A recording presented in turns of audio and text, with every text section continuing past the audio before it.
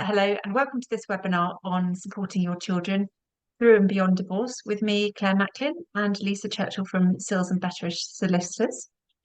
Our aim today is to give you information and guidance and some tips to help you manage your worries and fears and concerns about the effect that your separation or divorce might have on your children. If you look to the bottom of your screen, you'll see that there's a Q&A button.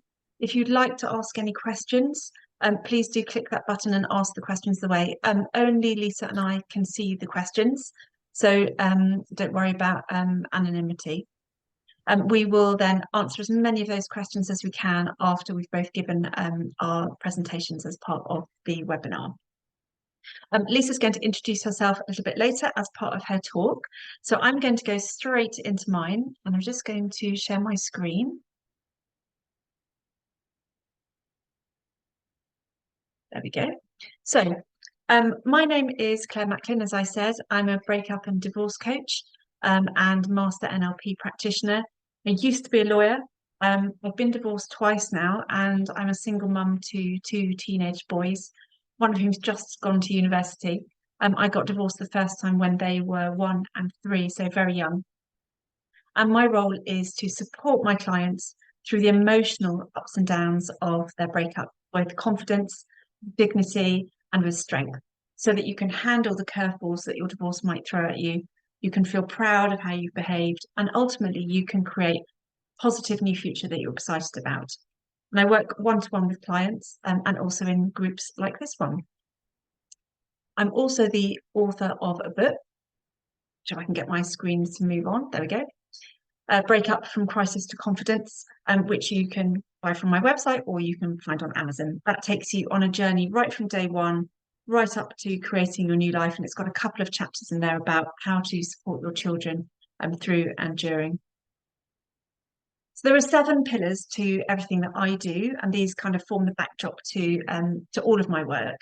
So first of all, help you to concentrate on you rather than your ex, help you to become calm and get clarity, perhaps on your options and your choices, to focus on what you can control, see options and choices, to communicate more effectively, and as I've been saying, ultimately to create a new future that you're excited about.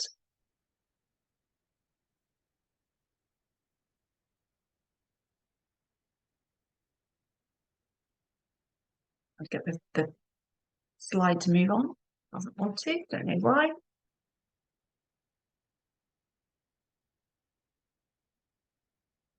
There we go. Now it's gone to whizzed right through hundreds of them. So I'm going to stop sharing and start sharing again. Apologies, everybody. Technology is a wonderful thing.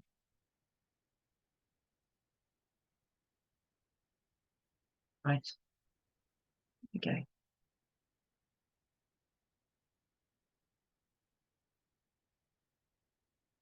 My PowerPoint seems to have gone a little bit crazy. Close that down. Apologies, everybody.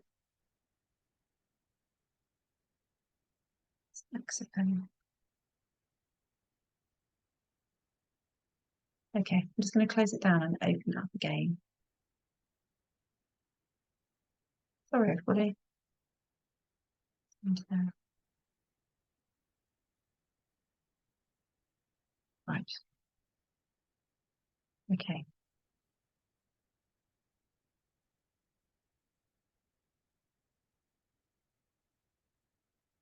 Right, it should be coming now. Here we go. Perfect. Phew. Right. So today we're going to talk about children, and I hear lots of worries and concerns from lots of my clients about what divorce will do to the children. Will it damage the children? Questions about whether your ex will show up for the children, fear about losing contact with children, and so on. And there are lots of fears around this that I really recognise as well from my own experience. And lots of my clients ask me for advice about how they can best support their children through that process. So the first thing I'd say is that your children will follow your lead. So children learn by modeling the behavior of those people around them. So when you use the strategies and techniques that we'll talk about in this session and the other sessions that we're doing, they'll see a parent who's calm, who can make choices in a crisis, who can recognize their emotions and has strategies to handle the curveballs that divorce throws them. And by watching you, they'll also learn how to adapt, how to handle challenges, how to process their emotions and move forward. And I firmly believe that divorce doesn't have to damage children, despite what the media might tell us. And it can actually be a time when children can learn skills, resilience, adaptability, how to handle some difficult feelings. And it's when children are caught in the middle of conflict that the damage really can occur. So when you make a conscious decision to focus on you, to get calm, to find clarity, to take back your power and identify what you can do, they will see that and they'll follow your lead. So then when you look to find the silver lining, tiny upside, they'll do that too.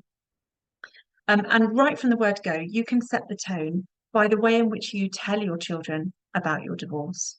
So a few do's and some don'ts about telling the children. So really plan what you're going to say. This isn't a conversation to have kind of off the cuff. Plan to have the conversation perhaps at a time when you won't be interrupted, when you don't have to rush off anywhere else, and probably not when they're just in from school or they're hungry or they're really tired. Keep it as simple as you can. So use language that suits their age. So what you might say to a 14-year-old who's aware perhaps of tensions and arguments and so on would be very different to the words that you might use to a 4-year-old who would need a much simpler explanation. If you can, explain what will change and what won't. So give the children some certainty.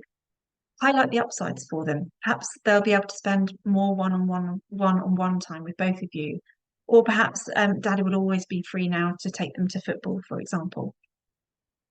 Let them have time for questions. They may have questions, they may not. If they do have questions, answer them as honestly as you can. And if you don't know the answer to a question, it's okay to say you don't know, but it will be okay and that it will be sorted out in time. Really importantly, reassure them that this isn't their fault. They didn't do anything wrong. This is an adult problem that only adults can solve. And also reassure them, of course, that you both love them, that you will continue to always love them. And if you can cooperate with your spouse on this and tell them together, presenting a united front, that's always going to be better. A few don'ts then as well. So however old the children are, don't tell them details that they don't need to know. Remember, you're talking about their other parent, the other person who's 50% responsible for their being in the world. And also remember, you once loved this person enough to have a child with them. And evidence shows that children who hear lots of criticism of their other parent find themselves very conflicted internally. Also, don't blame each other. Keep your arguments between the two of you outside of this conversation. So avoid bringing the children into it and don't ask them to take sides between you. Don't rush the conversation either. So choose a time when you're not dashing off somewhere else and where somebody doesn't have to go to a club in the next 15 minutes. And don't make promises you can't keep, especially, for example, if you haven't worked out, say, your financial settlement or you don't know where you're going to be living long term. Don't make promises that you'll be able to stay in the family home, for example, because you might not be able to keep that promise. What you can promise them is that you'll always be there for them, that you love them, that this isn't their fault. And moving on to what you can do then to support your children through the process. So children will go through their own grief or healing curve at the end of your relationship. Just like you, they will probably slide through each of these different zones in that healing cycle. They'll swirl about between them. It might be messy at times. They might feel angry, upset, confused, and perhaps depressed or shocked. And their journey is very likely to be very different to yours. So it's really important to remember to be patient, to be kind and compassionate, and to understand that some of these things may show up in some slightly changed behaviours. It's probably worth having a conversation with your children's school to let them know what's happening as well. One of the most important things that you can do for your children to support them during this time is active listening. So what is that? Well, it means just listening and being neutral. It means being patient, not filling words in for them or making assumptions about how they might feel. Ask them questions, but not closed questions. So questions like, tell me more. How does that feel? What can I do to help you? What support would you like? What do you need? You can also reflect back what you've heard from them and ask for clarification and perhaps summarize what they've said. Reassure them also that their feelings are really normal. It's okay to feel angry. It's okay to feel sad. What you're doing really is listening to hear and understand. You're not listening to try and fix, because this isn't something you're going to be able to fix. But what you're teaching your children is to identify their feelings, to give them a name, to acknowledge them, and to face up to them. Some other things that you might be able to do if they find explaining their feelings very difficult, you might be able to ask them where they feel their feelings in their body. Do they feel it in their tummy? Do they feel it in their chest? Perhaps they feel it in their head. And then you can soothe and gently sort of rub your hands, or you can teach them to do this for themselves over that area. Other children might want to draw how they feel, or role play how they feel, or create something out of clay, whatever it is. Let them explore their feelings in a way that works for them. And a really lovely little 3-question strategy that I sometimes use with clients is you can ask your children 3 really simple questions. Number 1 is, what's your number? So out of 10, how are you feeling today? 10 being, I'm feeling on top of the world, brilliant. 1 being, I'm feeling really bad today. The second question is, what's your word? So how do you feel today? So what word would you use to describe how you feel? And the third question is there anything that you want to talk to me about? And if they say no, then you need to accept that. If they say yes, of course, then you open up the conversation. So some other strategies that you could teach your children, using your breath to bring calm. And if you've attended any of the other webinars in this series, you'll already know this strategy. But you can use your breath to bring oxygen into your brain to calm your heart rate. And a really lovely way to do this with children is to use your hand. So you hold your hand up and you breathe in as you move this finger up here, and then out, and in, and out, in, out, in, out, in, and out. And you can do that as many times as you need to calm down. And that's something that they can do at any time when they're feeling panicked or they're feeling strong emotions. Another thing you can do is help them find the silver lining in the situation. So questions like, if there was one tiny good thing about this, what would it be? And I remember a client asking this to her 7-year-old daughter, who said that the one tiny good thing about this was that she got to go swimming with her dad now on Saturdays, and that hadn't always been possible before. You might be surprised by the tiny good things that your children notice. What are you glad about today, and what helps you to feel better? So ask them these kind of questions. You could put the answers on post-it notes and stick them up around the house.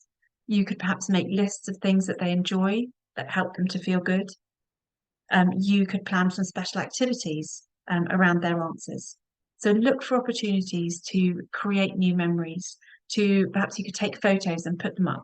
Make a joint bucket list, perhaps, of things that you'd like to do and places that you'd like to go.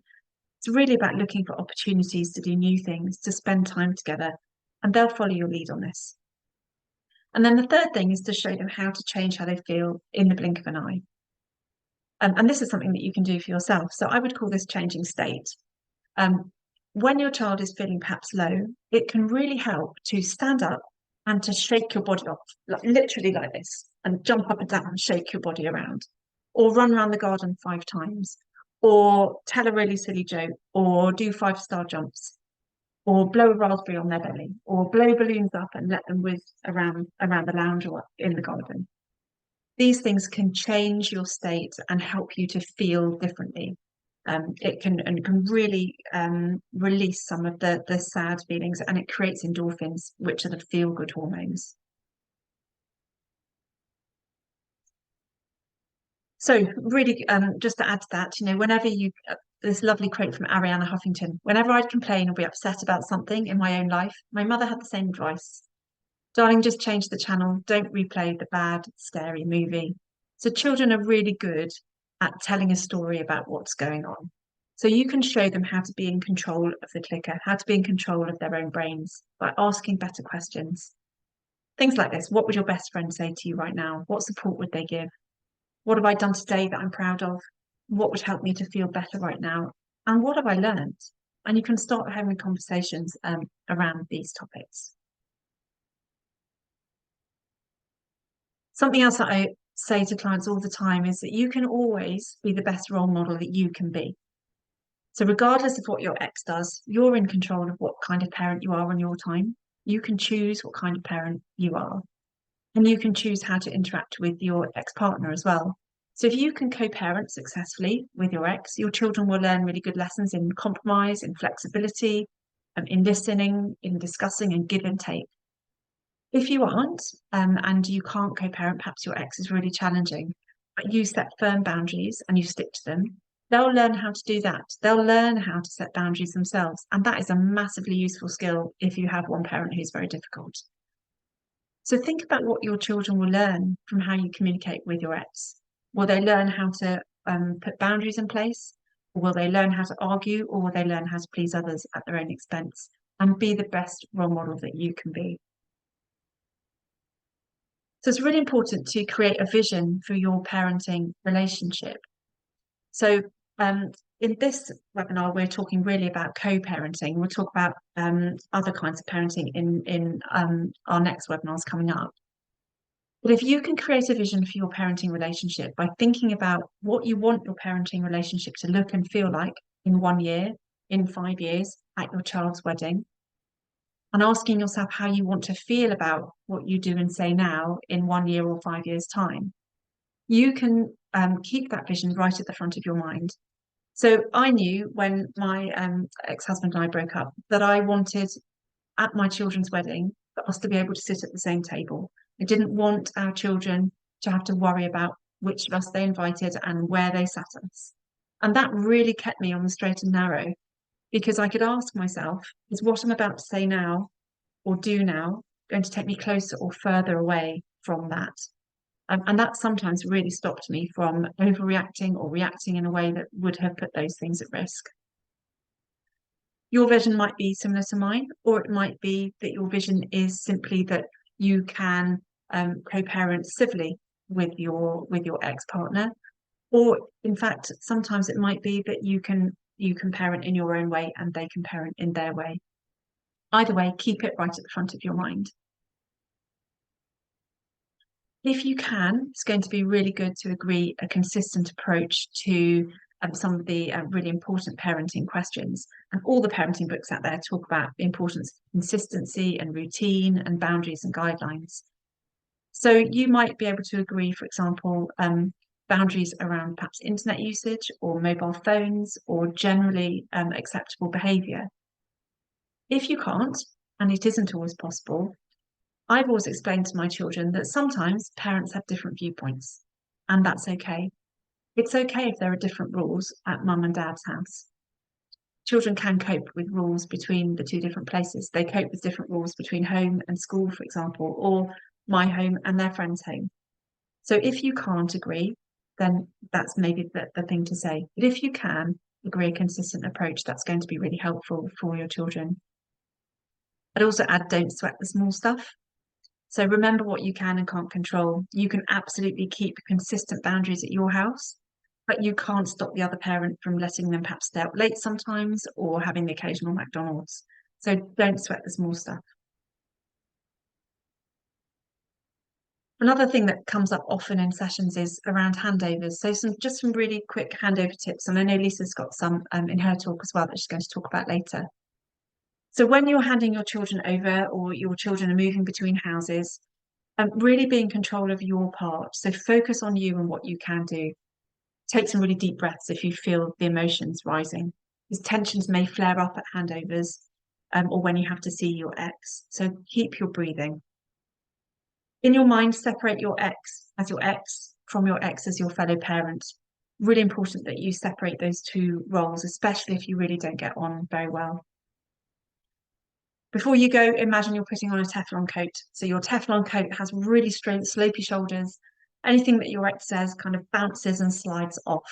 so that it can't get into you. So use the kind of your imagination to help protect you. And you could also even imagine your ex as Kevin the teenager. Or a client recently told me that she used to imagine her ex as a little gnome sat in the garden. It takes the power away from somebody who perhaps feels very overpowering, or perhaps you're a little bit scared of, or you find seeing them really triggering. Imagine them in your mind as something that's a little bit funny. You can also practice how you want to behave. So in your mind, imagine the scene and run through it a bit like a movie, or practice it in front of a mirror, because your brain doesn't know the difference between something you imagine and practice and something that you remember. So when you come to do it in real life, if you practiced often enough, your brain will know what you need to do and how to be. You can also use your clothes to help you feel confident. So when I used to drop my children at their dad's house when they were little, I would always wear clothes that helped me to feel good and confident. And this one's quite important. Remember that special items belong to the children. I've always found this really important with my children. If there was a special teddy bear, they were able to take that from one house to the other. It was their special item and it belongs to them. It doesn't belong to me. It doesn't belong to their dad. Um, and also importantly, the children might need time to transition. So when they come back from your exes to yours, maybe they need some time to get used to being in your place again. Perhaps you can set up a little routine that you do. I remember a client used to, his children used to come home and then they would all sit and watch an episode of their favourite programme together. They would always eat pizza on the Friday night when they came home. So they built up a little routine just to help the children transition back into being at his house again. Just very briefly, I wanted to talk about adult children and what they want you to know. So I've spoken quite a lot with adult children of divorced parents, and the things that they have said to me were, this was a painful shock for us too. Even though we've left home and we're independent, this is still affecting us, and it still came as a shock. So whether you're 7 or 25 or 39, it can be devastating when your parents split up, even and they have to sell perhaps the family home, even though you may have moved out 10 or 20 years ago. They also will say, don't share details that we don't need. As the children go older, yes, their relationship with you changes, and it might be more of a friendship now. But when things are challenging, try not to lean too much on your children for emotional support. Perhaps use your friends or work with a coach or a therapist instead. And don't ask them to pick a side either. Just like younger children, adult children don't really want to be caught in the crossfire between them, between their parents. They may feel hurt and conflicted and upset too. And however old they are, they don't want to be put in the middle. Another theme was that lots of adult children also begin to feel or wonder whether this was their fault, and then question, was their childhood a lie? It throws up all kinds of questions for them, and maybe they start to doubt the validity of their memories. So reassure your children again, however old they are, that this isn't their fault. It isn't their responsibility. And just because you are separating now, it doesn't mean that the memories that they have of their childhood are false. So reassure them that because although you're choosing to be apart now, you did choose to be together then, and those memories can still be special. And then don't make me choose at Christmas, and please celebrate my achievements together. So once you're divorced, adult children will have to spread their time even thinner across times like Christmas. If they're married with their children of their own and their partner also has divorced parents, then they really do have to make some really difficult decisions. So if you can be as flexible about arrangements as possible, that will make things so much easier for them. And of course, put your feelings about each other to one side on those special days and be there to celebrate with them. And if you need some help with that, maybe work with a coach or a therapist to help you and get to a point where you can do that. And again, very briefly, I know Lisa is going to pick up on a lot of this. What if my ex is high conflict and just won't or can't co-parent? So this might look like counter-parenting. Everything you do, they do the opposite, or undermining or bad-mouthing. Or perhaps they're using the children as pawns in your divorce, or they're using blame and punishment and not communicating well, or they're stopping you communicating with your children, or maybe they're even flouting court orders. And we're going to cover a lot of this in our webinar in a few weeks on handling a very challenging ex. But the big thing in this is to remember what you can and can't control.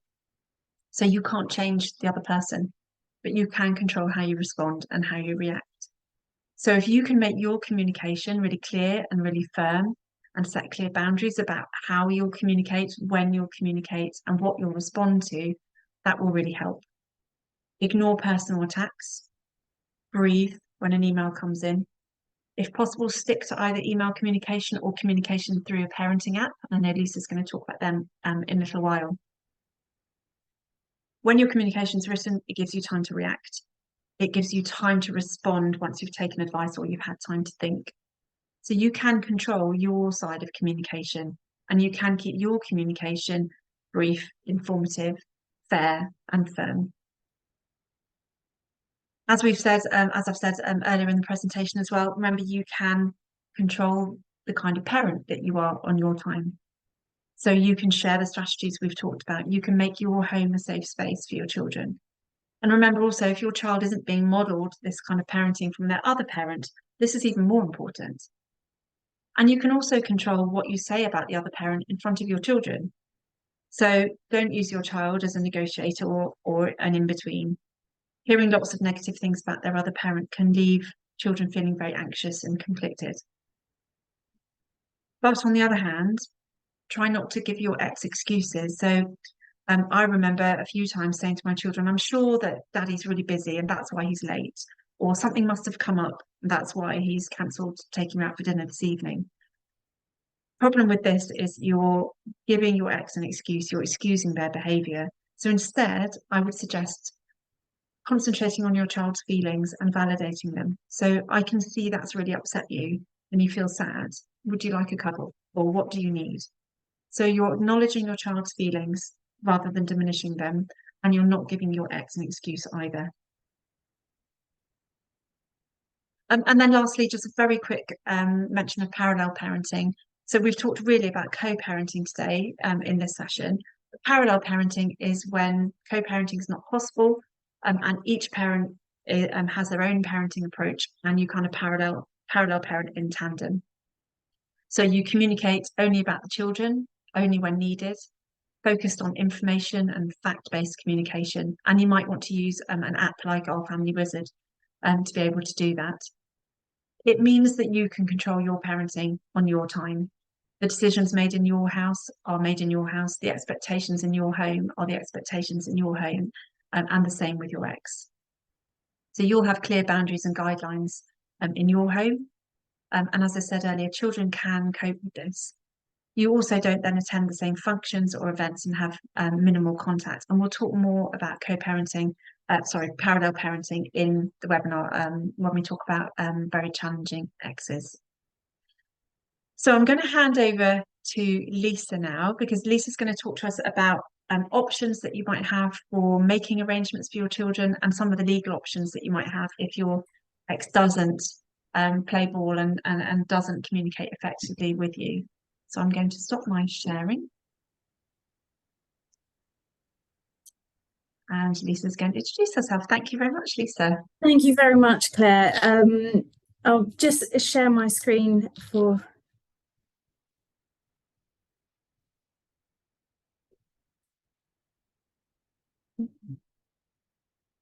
My apologies, it wouldn't be a good webinar without a technical hitch. So one moment. As Claire said, my name's Lisa Churchill. I'm one of the family law solicitors here at Sills and Betteridge. As you will see from my profile here, I'm one of the family law solicitors. I'm 11 years post-qualification, and I specialise in highly contentious child arrangements, proceedings, and matrimonial finances. Claire's provided a number of excellent strategies in dealing with co-parenting going forward where there's a relationship breakdown. And what I'll be focusing on are the manners in which the court will deal with the process and the way you can record any agreement that you reach through counselling and any assistance that can be provided. This is intended as a simplified overview, as all cases turn on their own facts. However, the information that will be given today will happen in most uncomplicated child arrangements processes. Child arrangements can be dealt with in a number of ways. So you have a number of options open to you. Firstly, there's mediation. Mediation is an extremely helpful process which will have been referred to if you'd seen any of our other webinars in this series. The mediator is a third party that will help you to try and reach an agreement and guide you towards it. They won't make the decision for you, but they will assist you in trying to reach an agreement between yourselves. Mediation has moved forward additionally in the process of child inclusive mediation. And this is an extremely useful process where the children of separated parents are involved in the process of mediation. The meetings that the children have with the mediator are entirely separate to those of the parents and are confidential. And it gives the children an opportunity to have a real voice in the process where their views and opinions are taken into account. And they are given the control of how that information is shared with their parents. It also gives the children an opportunity to have an active role in their plans for the future and any child arrangements that may be in place. Quite clearly, that would be on the basis of how old the children were and what their involvement with the process would be as to whether it's appropriate. Sometimes mediation, unfortunately, isn't appropriate, and an experienced mediator would also be able to guide you as to whether mediation is suitable in the process. But if it isn't suitable, then there's the possibility of engaging with negotiation through a third party. That's where you can instruct a solicitor and they can negotiate the child arrangements on your behalf. And those can be finalised through a parenting plan or agreement, which I'll come to a bit later on. And finally, if everything doesn't work out and you can't reach an agreement in any other way, then ultimately you've got the court as a last resort. That's where you can make an application to the court for a child arrangements order. And if an agreement can't be reached between you, then the court will decide about how the process will take place and how the child arrangements will look going forward. In dealing with the child arrangements process, I'm just going to run through what you will expect if an application for a child arrangements order is necessary and you have to go through that process where the court decides for you. Now, I'm going to show these slides all at once rather than one by one, because you will see that in family law we do like an acronym. So I'm just going to run through what the expectation would be in what you will come across if an application is made. Okay, so firstly we have the MIAMS, which is a mediation, information and assessment meeting. The expectation of the court is that everybody who makes an application to the court will at least have considered whether mediation is appropriate in their circumstances. And unless there is an exemption in the case, which can be such as domestic violence or urgency, the court routinely do not accept an application or will progress an application unless a mediator has signed off on the application to the court. So it's extremely important to at least consider it and have attended a MIAMS meeting before an application is made. Secondly, we have CAFCAS. CAFCAS are the court and family, the children, and family court advisory and support service.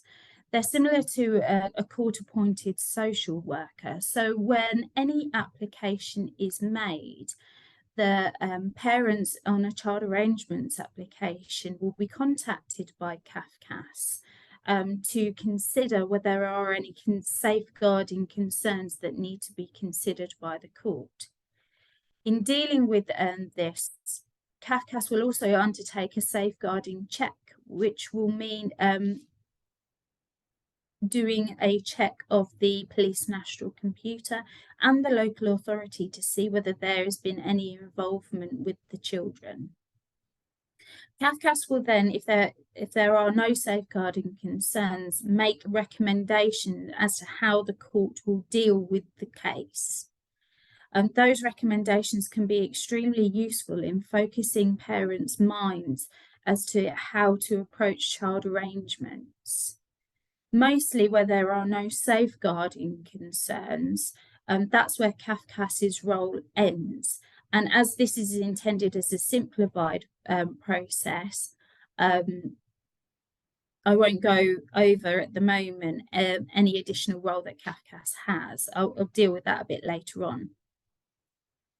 Next, we have the FHDRA or FIDRA, which is the First Hearing Dispute Resolution Appointment. When any application is made to the court, this is the first hearing that the court will consider the process. As I said, this is a simple process, so sometimes there will be a hearing beforehand.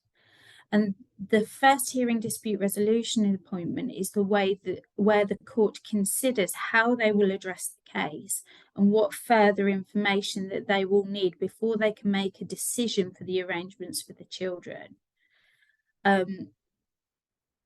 Sometimes in very simple cases, the first hearing dispute resolution appointment will be where the court decide that there needs to just be a final contested hearing if there are simple issues.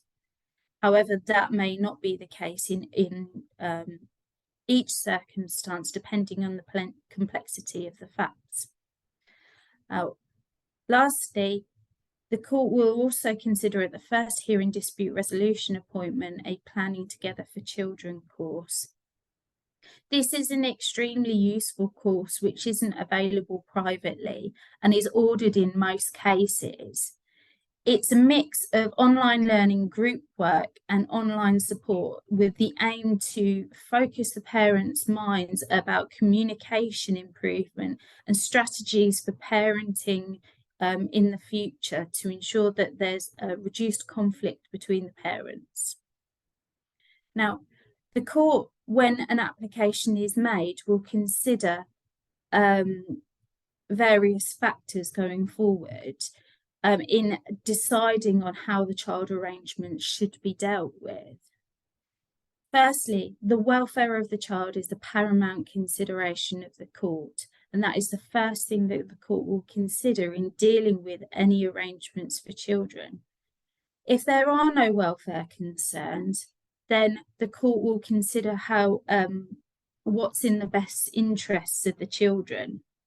Now, the best interests of the children can be a bit subjective, but to deal with this and to consider each point, the court do consider a checklist, which is the welfare checklist. Now, I'm going to put these on for your information. I'm not going to go through these individually because it's quite a lot of information to take in. However, the court will look at these points with not attaching particular weight to each and every point, but it just sets out how the court will consider the process and what they will take into consideration when they're looking at how to decide upon what the best arrangements for the children are going forward. Now, during the court process, there is a number of ways that the children can be heard to ensure that the arrangements are in their best interests. Now, the wishes and feelings of children are taken into consideration in accordance with their age and understanding. So depending on the age of the children and how mature they are and how eloquent they are in expressing their opinions, depends on how they would be involved in the process. As I've said, there are a number of ways that this can be included in the court process. Firstly, there's child inclusive mediation, which I went over earlier. And then that's extremely useful to ensure that the children are included in the entirety of the process and their voices are heard. Within court proceedings, we also have CAFCAS. So where there are welfare concerns, the court can order something called a Section 7 report, which addresses the concerns that have been raised and includes CAFCAS speaking to the children before they write their report and make their recommendations going forward. CAFCAS deal with the matter depending on the age of the children and how their wishes and feelings is established depends on the age of the child. And CAFCAS approaches this in a child-centric way to ensure that the wishes and feelings are communicated appropriately. If there are entrenched views of the children, or there are complex issues which CAFCAS don't have the time or resources to investigate, then the court can consider appointing an independent social worker. This is extremely useful in cases such as parental alienation or complex concerns that need to be addressed and require further information. However, the role of the independent social worker, due to the costs, is usually only available where there is significant funds to be able to pay for it, because the independent social worker's costs would be met by the parties within the proceedings. Lastly,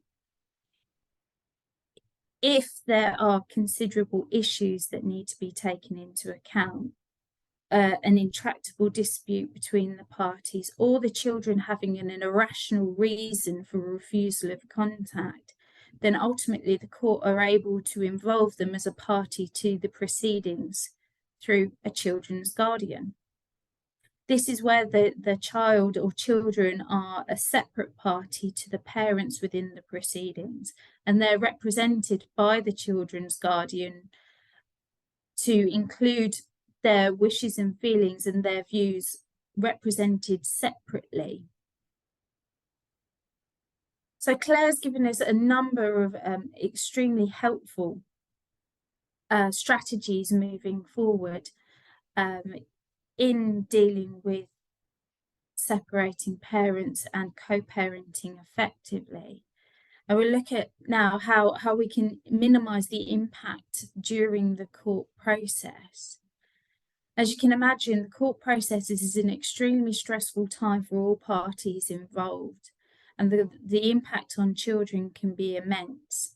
So the strategies that Claire's put forward are actually endorsed by the court. So one of the issues that the court are very reluctant to see is the court process being actually discussed with the children.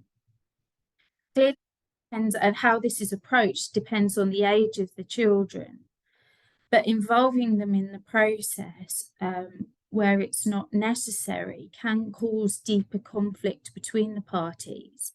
And as parents going forward, it causes additional issues which need to be overcome before you can co-parent effectively.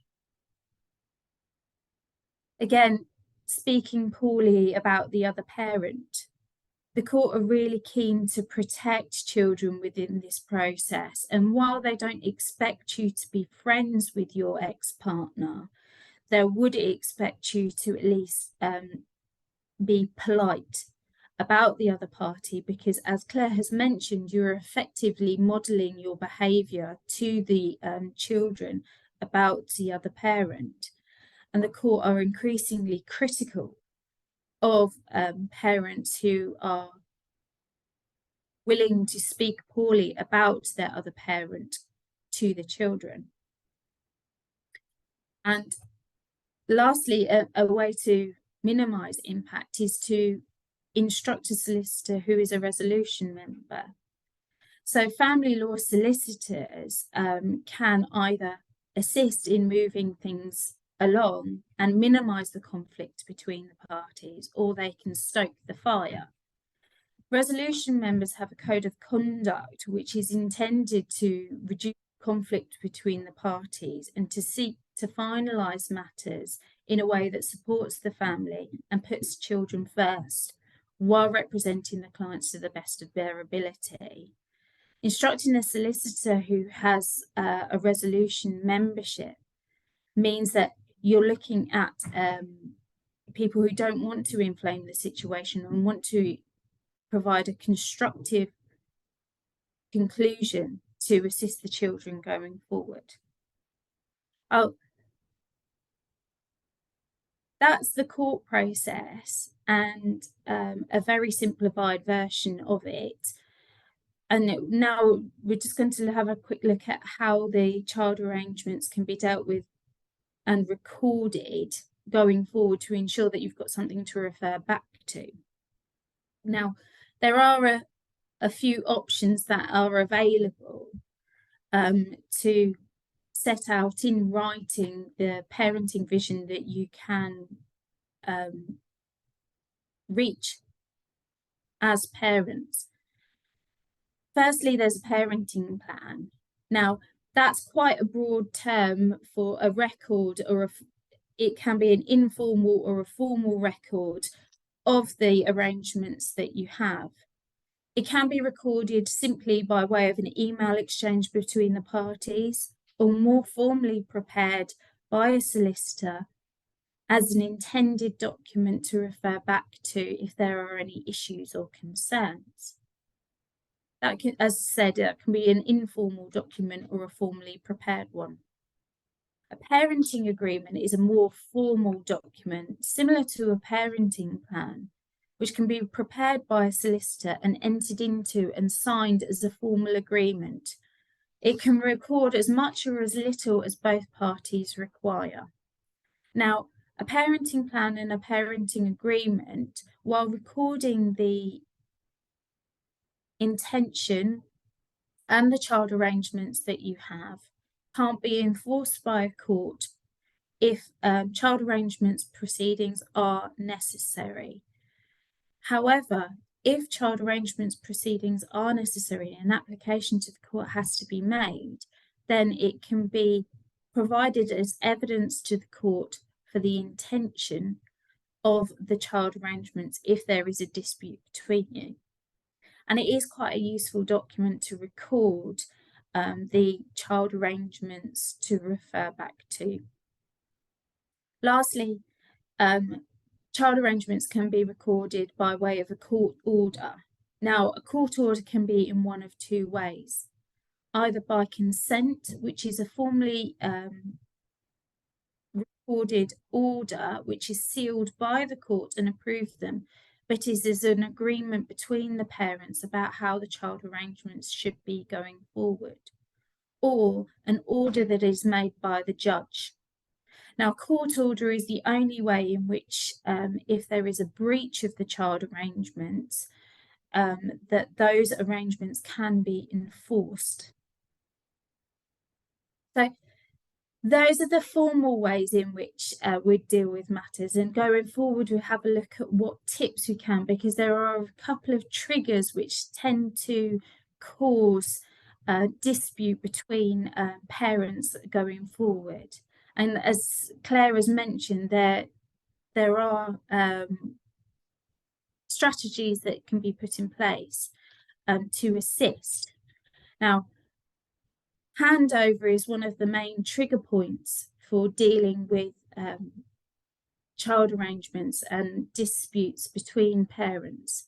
If we give you a few tips, practical tips going forward for a smoother handover, which can be used in conjunction with the strategies that Claire has set out in her presentation.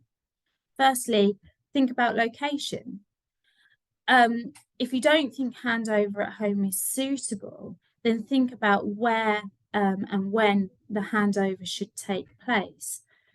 Whether this should be in a public area, somewhere near to the children's school, or ultimately, if you have a high level of conflict between you, whether it's more suitable that the children are picked up and dropped off at school to minimise the contact between you and your ex-partner. Also consider if there are significant distances between you, whether the travel arrangement should be a midpoint or somewhere that is closer to the children, or what the arrangements that would be suitable for each party. Travel arrangements and the amount of time that it takes to hand over the children are usually a tipping point for dispute.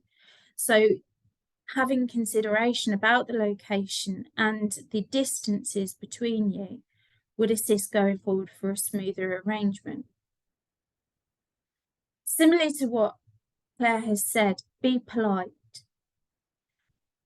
Dispute between the parties can be exacerbated when the language between you is more contentious. And particularly where you have younger children, they may need assistance moving between the cars for collection and drop-off. As Claire's mentioned, you are modelling the behaviour for your children. So if they see the parents being rude to each other, then they will see that as a demonstration of how they should act. So you don't have to like each other, but it will assist you both just to be polite and civil for the sake of the children. Be organised in your belongings. Missing items, forgetting things, and other issues can exacerbate the situation for an already difficult handover. So if you have all of the items that you need all together, then this will reduce the possibility of conflict between you and the accusations of things being left out of the belongings over contact. And lastly, be on time. One of the main issues and trigger events for child arrangements proceedings is consistently being late for contact, as this causes significant anxiety for the other parent.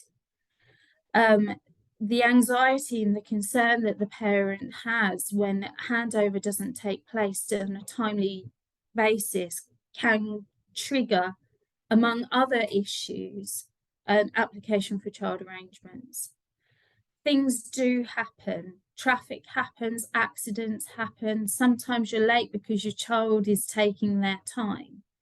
But if you can't be on time, then ensure that you communicate in a timely manner.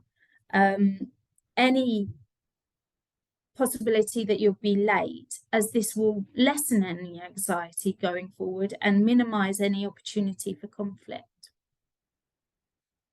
With communication in mind, matters can be minimized if communication is improved between parties. And one of the main issues that we look at within child arrangements proceedings is the communication between the parties. Luckily, technology has moved on from the old-fashioned contact book that was handed between parents at handover, and communication apps are more apparent and can be used effectively to improve the communication between the parties. So these are just 3 examples of communication apps that we have. Communication apps have joint calendars, messaging to improve communications between the parents, and also some apps can keep track of expenses. Now, there's also the My Family Wizard app, which is a paid-for app. Also has a tone meter included, which can scan for any contentious language and soften it for you. Of course, this is an added fee on the already subscription for our family wizard, but can be a useful tool where there are concerns about inflaming the situation through contentious language. And lastly, just a few resources to assist in child focus, age appropriate books which can be used to explain the situation and the separation of parents and how things can be managed going forward, and explain to the children what will happen when they're under two separate houses. So if there are any questions, I'm going to stop sharing my screen now. So I can't see. Claire, can you see if there are any questions that we have? You're on mute, Claire. Thank you. There aren't any at the moment, but if people would like to ask a question, please do pop it into the Q&A. I've just there's another book actually, which I'm just going to go to my bookcase over there, and there's another book which I would highly recommend as well in terms of children.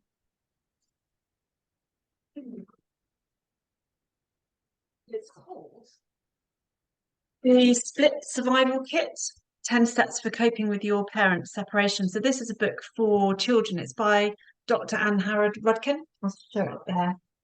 It's really, really good.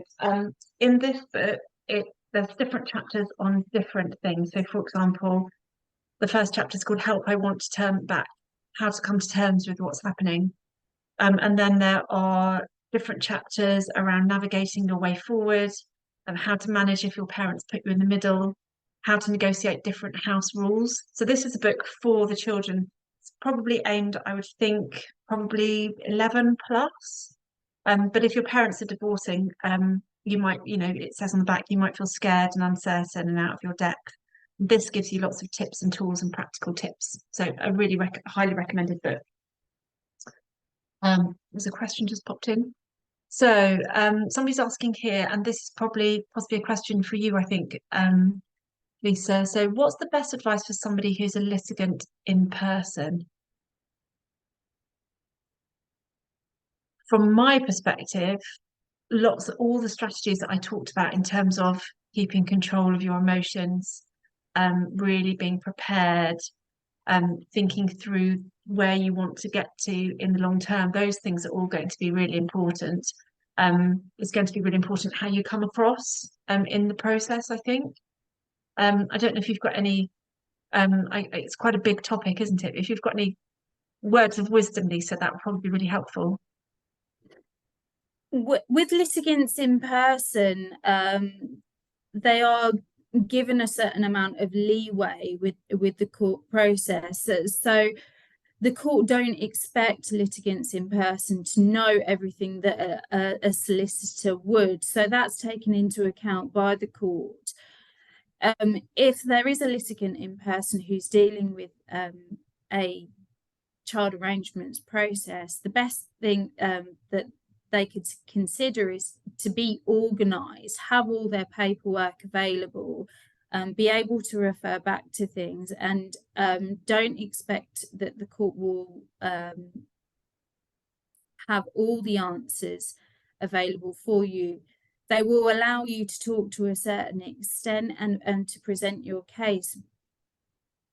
But essentially, the best people to guide through a process is a solicitor, and it is difficult in the family court for potentially litigants in person to navigate, because it's complicated, stressful, and there can be issues that arise that they may not necessarily agree with.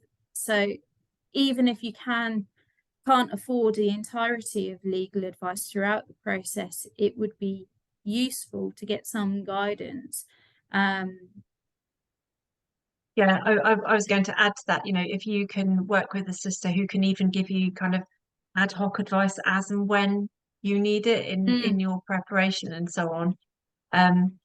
I think when you're a litigant in person, it's going to be really important to be in the right mindset, to really approach each stage of the process getting the clarity around the information that you need, focusing on what you really can have control of, which is your responses and how you behave, and how you come across, and maybe getting some advice around communication and on those sorts of things. Because it's highly stressful. So it's going to be really important to look after yourself during that process as well, because as you said, it's highly stressful and it's an alien process for most people. So looking after yourself is going to be massively important, making sure that you don't think about this all the time. Take breaks from your preparation. You know, have something that you do that you enjoy when your children are with their other parent and that kind of thing. And obviously I don't know the situation behind this question, but take some specialist advice, get some specialist support if you can. I don't think there's any other questions. So all that remains, I think, is for me to thank Stills and Prestwich very much for inviting me to come along and talk today. And thank you very much to Lisa for just superb amount of information in your talk just now. So thank you ever so much. And the next two, we've got two more webinars. The next one is around preparing for the holidays. So thinking about Christmas. And then that's on the 15th of November. And then after that, we're going to talk about handling a challenging ex-partner on the 30th of November. So it'd be great to see any of our attendees there. So thank you very much, Lisa. Thank you very much, Claire.